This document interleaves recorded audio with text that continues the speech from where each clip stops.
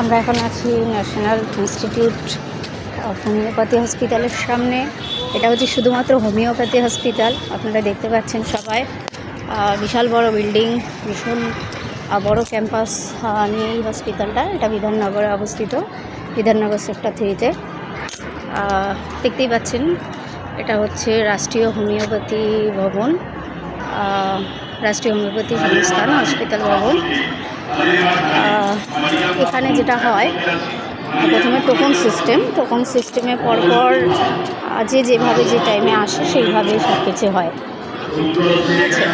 কোনো আগে পিছের ব্যাপার নেই।